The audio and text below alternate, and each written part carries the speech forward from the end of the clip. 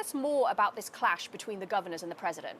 Good morning, Nara. Yeah, it looks to be a showdown between the federal government and the state government. Now, we've already seen quite a prickly, at times, relationship building between President Trump and some of the governors. And now yesterday, as you heard him say there, the decision ultimately, he says he has ultimate total authority on whether or not the states start to loosen up the social distancing policies, start to lift some of these lockdown orders, and reopen the economy.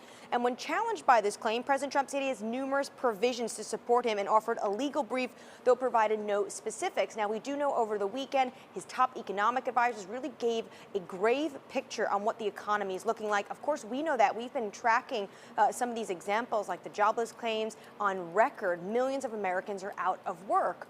The governors, though, and some governors and legal experts have pointed to the 10th Amendment of the United States Constitution, saying that the authorities that are not within the federal government, those obviously will just have to go to the state legislator. What we see governors doing, though, at the moment is they're really starting to develop these regional alliances together. So here in the Northeast, you have New York, New Jersey, Pennsylvania.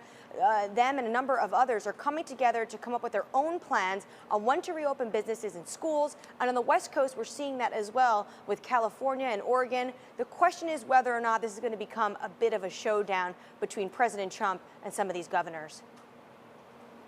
Yeah, and lots of comments are coming through over the long weekend, Annmarie. I mean, we heard from Bill de Blasio of New York that New York might not get back to any kind of normality until the autumn. And we've also heard from Anthony Fauci and the CDC on some of the things that authorities are going to be looking at to gauge when we can see any kind of reopening in different stages, in different ways across the U.S. What are some of the key things they're looking at to judge whether reopening can happen?